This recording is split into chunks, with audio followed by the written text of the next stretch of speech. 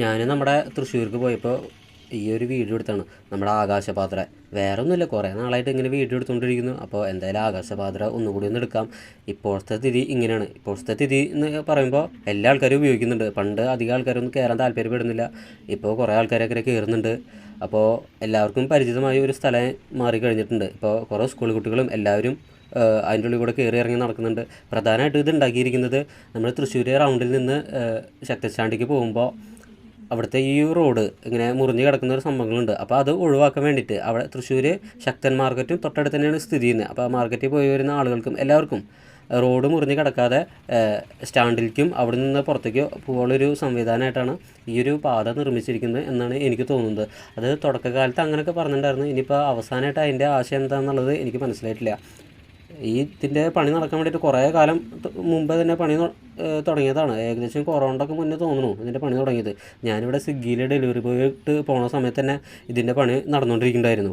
അന്നൊക്കെ റോഡൊക്കെ ബ്ലോക്ക് ചെയ്തിട്ടുണ്ടായിരുന്നു ഇതിൻ്റെ പണി നടക്കുന്നുണ്ടായിരുന്നത്. ഇതിപ്പോൾ വണ്ടി പോയിക്കൊണ്ടിരിക്കുന്നത് നേരെ വെള്ളയപ്പങ്ങാടിക്കാണ്. ഇതാണ് തൃശ്ശൂരിൻ്റെ വേറൊരു മാർക്കറ്റ്. ഇവിടെ അത്യാവശ്യം നല്ല സ്റ്റേഷനറി കടകളുണ്ട്. ഇപ്പോൾ ക്രിസ്മസൊക്കെ ആവുകയാണെങ്കിൽ രാത്രി നേരത്ത് വന്നിട്ടുണ്ടെങ്കിൽ ഫുള്ള് വൈബാണ്. നല്ല അലങ്കാര നക്ഷത്രങ്ങളും അതൊക്കെ തൂക്കിയിട്ടിരിക്കുന്നത് നമുക്ക് കാണാൻ സാധിക്കും. പക്ഷേ ഞാനിപ്പോൾ പോകുന്നത് പകലായതുകൊണ്ട് തന്നെ നക്ഷത്രങ്ങളൊന്നും കത്തുന്നത് നമുക്ക് കാണാൻ പറ്റിയിട്ടില്ല. ഇനി ഇവിടെ കുറച്ചും കൂടി ഇങ്ങോട്ട് പോയി കഴിഞ്ഞാൽ വെള്ളപ്പങ്ങാടി കൂടെ പോവുക. ഈ വെള്ളപ്പങ്ങാടി എന്ന് പറയുമ്പോൾ എനിക്ക് ഏറ്റവും ഇഷ്ടമുള്ള ഒരു സ്ഥലമാണ്. വേറെ ഒന്നല്ല, ഞാൻ പണ്ട് സ്വിഗ്ഗിയിൽ ഡെലിവറി പോയി പോണ സമയത്തെ അന്ന് ഭയങ്കര ബുദ്ധിമുട്ടായിരുന്നു സ്വിഗ്ഗിയിലൊക്കെ.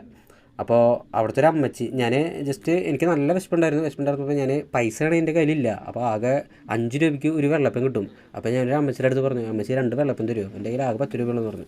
അതേ ലിക്വിഡ് ക്യാഷ് ഇട്ട് പിന്നെ നമുക്ക് പൈസ കിട്ടണമെങ്കിൽ 2 ദിവസം കഴിഞ്ഞിട്ട് പൈസ കിട്ടുള്ളൂ. അപ്പോൾ അമ്മച്ചി എന്ത് ചെയ്തു, കറി വേണമെന്ന് ചോദിച്ചു. കറി വേണ്ടാന്ന് പറഞ്ഞു. വെള്ളപ്പം മാത്രം കഴിക്കുമെന്ന് പറഞ്ഞു. ശരി. അപ്പോൾ ആ അമ്മച്ചി എന്ത് ചെയ്തു, ഞാൻ കാണാതെ അതിൽ കുറച്ച് പഞ്ചസാര ഇട്ടൊന്നു. എന്തല്ലേ ഓരോ അമ്മച്ചിമാരുടെ ഒരു സ്നേഹങ്ങളെ. ഇതിൽ ഏത് കടയാണ് എന്ന് എനിക്കറിയില്ല കേട്ടോ. അപ്പോൾ ഈ സൈഡിൽ കാണുന്നതാണ് വെള്ളപ്പങ്ങാടിയിലെ വെള്ളപ്പം വിൽക്കുന്ന കടകൾ. അപ്പോൾ എനിക്കിപ്പോൾ ഓർമ്മയില്ല അത് ഏത് കടയിൽ നിന്നാണ് ആരാണ് എനിക്ക് തന്നെന്നുള്ളത്. അപ്പോൾ അത്ര സ്നേഹമുള്ള അമ്മച്ചിമാരാണ് അതൊക്കെ ഉണ്ടാക്കി തരുന്നത് കേട്ടോ. ഇപ്പോൾ നമ്മുടെ പ്രാഞ്ചേട്ടനിൽ ആ ഷൂട്ടിങ് നടന്ന വീടൊക്കെ ഉണ്ടല്ലോ, അത് ഇതിൻ്റെ തൊട്ടപ്പുറത്താണ് നിൽക്കുന്നത്. അപ്പോൾ അത് പറയാൻ മറന്നുപോയി. അപ്പോൾ ഇതൊക്കെയാണ് തൃശ്ശൂർ ടൗണിൻ്റെ ഉള്ളിലുള്ള കുറച്ച് കാഴ്ചകൾ. എന്തായാലും വന്നപ്പോൾ ഒന്ന് കാണിച്ചാണ്. ഇതൊക്കെ നിങ്ങളെല്ലാവരും കണ്ടിട്ടുണ്ടായിരിക്കും എനിക്കറിയാം. പക്ഷെ എന്നാലും ഒരു രസം. ഇതിങ്ങനെ പോയിക്കൊണ്ടിരിക്കുന്നത് തൃശ്ശൂർ ആമ്പക്കാട് ജംഗ്ഷൻ എന്ന് പറഞ്ഞ ഒരു ജംഗ്ഷനിലേക്കാണ്. അത്യാവശ്യം റെസ്റ്റോറൻറ്റുകളൊക്കെ ഉള്ളൊരു ജംഗ്ഷനാണ് ഈ ആമ്പക്കാട് ജംഗ്ഷൻ എന്നുള്ളത്. ഞാൻ സ്വിഗ്ഗിയിൽ ഡെലിവറി ബോയ് നിൽക്കുമ്പോൾ കൂടുതൽ ടൈം സ്പെൻഡ് ചെയ്തിരുന്നത് ഈ ഒരു ഭാഗത്താണ്. ഇവിടെ അതേപോലെ തന്നെ ചെമ്പൂട്ടിൽ ലൈനിൽ അവിടെ നിന്നാണ് കൂടുതൽ ഓർഡറുകളൊക്കെ എനിക്ക് കിട്ടിക്കൊണ്ടിരിക്കുന്നത്. ഇപ്പോൾ ഈ കാണുന്നതൊക്കെ നമ്മുടെ തൃശ്ശൂർ സെൻറ്റ് തോമസ് കോളേജിൻ്റെ ഒരു സൈഡാണ് കേട്ടോ. അപ്പോൾ ആ ഇടത് സൈഡിൽ കാണുന്നതാണ് കോളേജിൻ്റെ ഒരു മെയിനായിട്ടുള്ളൊരു സ്ഥലം.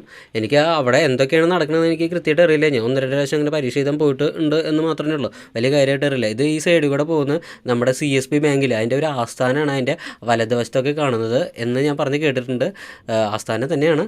ഇതാണ് നമ്മുടെ പാറമേക്കാവ് അമ്പലത്തിൻ്റെ ഇടതുഭാഗത്ത് കണ്ട് പാറമേക്കാവ് അമ്പലത്തിൻ്റെ ആനനെ കിട്ടുന്ന സ്ഥലമാണ് കേട്ടോ. അത്യാവശ്യം ആനകളൊക്കെ അവിടെയാണ് വന്ന് നിൽക്കാറുള്ളത്. അങ്ങനെ വന്ന് കയറിയത് വേറൊരു ജംഗ്ഷനിലേക്കാണ്. ഈ ജംഗ്ഷനിൽ നമ്മുടെ വലത് ഭാഗത്തായിട്ട് കാണുന്നതാണ് നമ്മുടെ KSFയുടെ ആസ്ഥാനം. KSFയുടെ ആസ്ഥാനം നമ്മുടെ തൃശ്ശൂരാണ് കേട്ടോ. അതിൻ്റെ തൊട്ടപ്പുറത്ത് കാണുന്നതാണ് നമുക്ക് രാമനിലയം എന്ന് പറഞ്ഞത്. ഇതിൻ്റെ ഇടത് ഭാഗത്തായിട്ട് കാണുന്ന ഒരു ഭാഗമുണ്ട്, അത് ഇവിടുത്തെ ഒരു വായനശാലയാണ്. ഈ വലത് ഭാഗത്ത് കാണുന്ന ഈ ഒരു ബിൽഡിംഗ് പോലെ കാണുന്നില്ല, ഇതാണ് രാമനിലയം. ഗവർണർ അതേപോലെ തന്നെ വലിയ VIP-കളൊക്കെ വന്നിട്ടുണ്ടെങ്കിൽ അവിടെയാണ് താമസിക്കുന്നത്. ഈ ഇടത് ഭാഗത്ത് കാണുന്നുണ്ടോ പട്ടികജാതി വികസന കോർപ്പറേഷൻ്റെ ഒരു ബിൽഡിംഗ് ഉള്ളത്. പിന്നെ നേരെ കാണുന്ന വെളുത്ത ഒരു ആർച്ച് പോലുള്ള സംഭവം ഉണ്ടല്ലോ, അത് നമ്മുടെ എന്താ പറയുക ഇവിടുത്തെ മ്യൂസിയമാണ്. തൃശ്ശൂർ മ്യൂസിയം എന്ന് പറയുന്നത് നമ്മുടെ ശക്തൻ തമ്പുരാൻ പാലസ്, ശക്തൻ തമ്പുരാൻ്റെ കൊട്ടാരമൊക്കെ ഉണ്ടായിരുന്നില്ല, അത് അവിടെയാണ് ഉള്ളത്. ഇപ്പോൾ പുരാവസ്തു മ്യൂസിയമായിട്ട് അത് മാറ്റിയിരിക്കുന്നുണ്ട്. അതിൻ്റെ ഉള്ളിൽ ഞാൻ കയറി പോയിട്ട് പണ്ടൊക്കെ ഇത് വീഡിയോ എടുത്തിരുന്നു. ഇപ്പോൾ വീഡിയോ ഒന്നും അതിൻ്റെ ഉള്ളിലേക്ക് അനുമതിയില്ല. അപ്പോൾ ഇവിടെ നിന്ന് രാമനിലയത്തിൻ്റെ ഒരു ഭാഗം നമുക്ക് കാണാൻ സാധിക്കട്ടെ. ഇപ്പോൾ ഇവിടെ റോഡ് പണി കാരണം കുറച്ച് ബ്ലോക്കായിട്ട് ഇങ്ങനെ നിന്നുകൊണ്ടിരിക്കുകയാണ്. ഇപ്പോൾ ഇവിടെ ഒരു ഗ്രൗണ്ടൊക്കെ കാണുന്നുണ്ട്, അതാണ് ഇവിടുത്തെ വലിയ ഗ്രൗണ്ട്.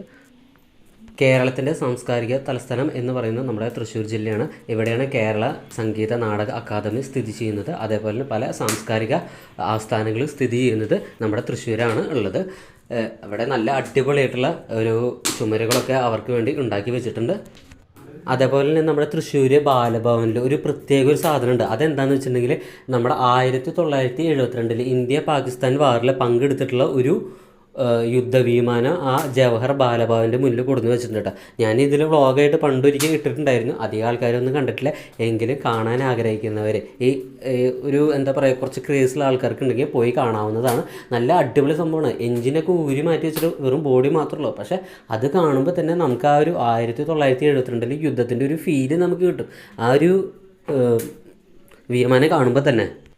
അങ്ങനെ കറങ്ങി തിരിഞ്ഞ് നമ്മൾ ഏകദേശം അശ്വിനി ജംഗ്ഷൻ എന്ന് പറഞ്ഞ സ്ഥലത്തേക്ക് എത്തിക്കൊണ്ടിരിക്കുകയാണ്. ഇവിടെ അശ്വിനി ജംഗ്ഷൻ്റെ ഏറ്റവും വലിയ പ്രത്യേകത എന്ന് പറഞ്ഞിട്ടുണ്ടെങ്കിൽ പകുതിയാനുള്ള ഒരു എന്താ പറയുക സർക്കിളൊക്കെ അവിടെ ഉണ്ട് കേട്ടോ. എൻ്റെ കൂട്ടുകാരെ എന്നെ കളിയാക്കുന്ന ഈ ഒരു സംഭവമാണ്. ഞാൻ എങ്ങനെയോ അബദ്ധത്തിൽ അവർക്ക് ഒരു എന്താ പറയുക സൂചന കൊടുത്തിട്ടുണ്ടായിരുന്നു, ഇവിടെ പകുതിയാന വെച്ചിട്ടുള്ള ഒരു ജംഗ്ഷൻ ഉണ്ടെന്നൊക്കെ പറഞ്ഞിട്ട്. പിന്നെ അതിന് ശേഷം എല്ലാ ആൾക്കാരും എന്നെ കളിയാക്കുന്നത് പകുതിയാന എന്ന് പറഞ്ഞിട്ടാണ്.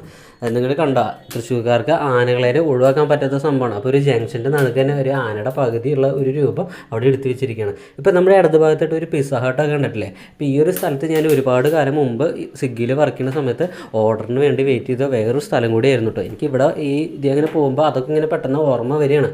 അപ്പോൾ പിസ്സ ഹട്ടിൽ നിന്നൊക്കെ അത്യാവശ്യം നല്ല ഓർഡറുകളൊക്കെ വന്നിട്ടുണ്ട്. പിന്നെ പിസ്സ ഒക്കെ നമ്മൾ എടുത്തുകൊണ്ട് പോകുമ്പോൾ വളരെയധികം ശ്രദ്ധിച്ചിട്ട് എടുത്തുകൊണ്ട് പോകാൻ വേണ്ടിയിട്ട്, ഇല്ലെങ്കിൽ അത് പെട്ടെന്ന് ചീത്തയോ. അതേപോലെ അത് എന്താ പറയുക ചൂടാറി കഴിഞ്ഞാൽ പിന്നെ കസ്റ്റമറിന് ചെയ്ത് വയ്ക്കും. പിന്നെ അതേപോലെ തന്നെ അത് ഒന്ന് നിരങ്ങി ചെറുതായി ഒന്ന് എന്താ ചെരിഞ്ഞ് കഴിഞ്ഞാലൊക്കെ ആൾക്കാരിൽ നിന്ന് നല്ല ചീത്ത വെക്കും. അപ്പോൾ ഇതാണ് നമ്മുടെ തൃശ്ശൂർ പോലീസ് അക്കാദമിക്ക് പോകുന്ന വഴി.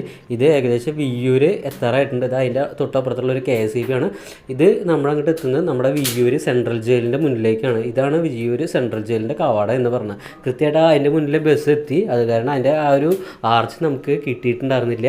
ഇതൊക്കെ ആ ഒരു എന്താ ജയിൽ വകുപ്പിൻ്റെ സ്ഥലങ്ങളാണ് കേട്ടോ. ഇതിൻ്റെ കുറേ അങ്ങോട്ട് ഉള്ളിൽ പോയാലാണ് നമുക്ക് വലിയ മതിലൊക്കെ കാണാൻ പറ്റുക. നമ്മുടെ എന്താ പറയുക ആ ഒരു തടവ് പുള്ളിനൊക്കെ താമസിച്ചിരിക്കുന്ന ഒരു ഭാഗമുണ്ടല്ലോ, അതൊക്കെ കാണാൻ പറ്റുന്നത്. ഇത് ഞങ്ങൾ നേരെ ചെപ്പാറ എന്ന് പറഞ്ഞ സ്ഥലത്ത് വേറെ ഏതോ ഒരു കസ്റ്റമറെ കാണാൻ വേണ്ടി പോകുമ്പോൾ അങ്ങനെ അങ്ങോട്ട് പോയതാണ്. നല്ല വൈബുള്ള സ്ഥലമായി കാരണം നമ്മൾ കുറേ അങ്ങോട്ട് വീഡിയോ എടുത്തു എന്നുള്ളതാണ്. രണ്ട് സൈഡും നല്ല രീതിയിൽ റബ്ബർ കാട് അതൊക്കെ ഉണ്ടായിരുന്നു. കുറേ റബ്ബർ കാടൊക്കെ കാണാൻ പറ്റി. കുറേ സ്ഥലത്ത് കുന്നും മലി അങ്ങനെയൊക്കെയുള്ള ഇത് നമ്മൾ ആ ടൗണിൽ നിന്നൊക്കെ വരുമ്പോൾ നല്ല ചൂടായിരുന്നെങ്കിൽ ഈ ഒരു ഭാഗത്ത് എത്തുമ്പോൾ നല്ല രീതിയിൽ തണുപ്പായിരുന്നു.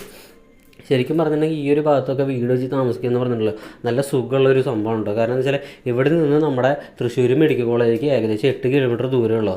അതേപോലെ തന്നെ നല്ലൊരു എന്താ പറയുക വനപ്രദേശത്ത് താമസിക്കുന്ന ഒരു ഫീല്, വളരെ കാമൻ ക്വയറ്റായിട്ടുള്ള ഒരു ശാന്തസുന്ദരമായ സ്ഥലം. ശരിക്കും പറഞ്ഞാൽ ഒരു പട്ടിക്കാട് അതേപോലെ തന്നെ. കാരണം ഇവിടേക്ക് വല്ലപ്പോഴൊക്കെ ബസ്സുകളുള്ളത് തോന്നുന്നു. റോഡ് കാണാൻ വളരെ ചെറിയ റോഡ്, പിന്നെ അധികം ട്രാഫിക്കൊന്നും ഇല്ലാത്ത കാരണം ബഹളങ്ങളോ ഒന്നുമില്ല. പക്ഷെ നല്ലൊരു ഏരിയയാണ്, ഒരു ഹിൽ ഏരിയയാണ്. സുഖമായിട്ട് ജീവിക്കാം. മെഡിക്കൽ കോളേജ് അല്ലെങ്കിൽ നമ്മുടെ തൃശ്ശൂർ ടൗൺ അതൊക്കെ വലിയ ദൂരത്തല്ലാതെ തന്നെ ഉണ്ട്. എനിക്ക് എന്തായാലും ഇഷ്ടപ്പെട്ടു. ഞാനിനി വീട് മേടിക്കുന്നുണ്ട്. ഈ ഒരു സ്ഥലത്ത് വീട് മേടിക്കാൻ ആഗ്രഹിക്കുന്നുണ്ട്. പോണ വഴിക്ക് തന്നെ ഏകദേശം നല്ലൊരു 10 സെൻറ്റും വീടും വിൽക്കാനുണ്ട് എന്നുള്ളൊരു ബോർഡൊക്കെ ഉണ്ട്. പറ്റിച്ചെങ്കിൽ ഞാൻ ചിലപ്പോൾ അതൊക്കെ വാങ്ങും, പറയാൻ പറ്റില്ല. എൻ്റെ കൂട്ടുകാരെ അശ്വിൻ പറയുന്നുണ്ട് അവർ ഈ സ്ഥലം ഭയങ്കരമായിട്ട് ഇഷ്ടപ്പെട്ടു. അവിടുത്തെ ഒരു ഹിൽ ഏരിയ നല്ല അടിപൊളി സ്ഥലമാണ്, കുറച്ചും കൂടി മഞ്ഞൊക്കെ ഉണ്ട്, ഇപ്പോഴും നല്ല തണവൊക്കെ ഉണ്ട്, അങ്ങോട്ട് പോകാമെന്നൊക്കെ പറയുന്നത്. അപ്പോൾ സമയം കുറവായതുകൊണ്ട് ഞങ്ങൾ അങ്ങോട്ട് പോകുന്നില്ല. ജസ്റ്റ് ഇങ്ങനെ പോയിട്ട് ആ കസ്റ്റമറെ കണ്ടിട്ട് തിരിച്ചു വരുന്നത് മാത്രമല്ല.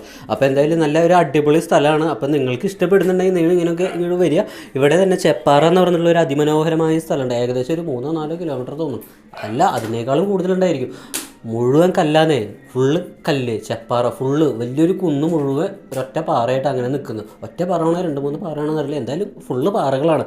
അതേപോലെ തന്നെ നമ്മുടെ പ്രശസ്തമായ പൂമല ഡാമൊക്കെ ഇവിടെ അടുത്താണ് സ്ഥിതി ചെയ്യുന്നത്. അപ്പോൾ അങ്ങനെ പൂമല ഡാമിലൊക്കെ വരാത്ത ആൾക്കാരുണ്ടെങ്കിൽ വലിയ തൃശ്ശൂരിലുള്ള നല്ലൊരു ഡാം കൂടിയാണ്. ഈ പൂമല ഡാമിലൊക്കെ പോയിട്ട് ഞാൻ കുറേ വീഡിയോ ഒക്കെ ഇട്ടിട്ടുണ്ടായിരുന്നു. ആരും അധികം കണ്ടിട്ടൊന്നുമില്ല.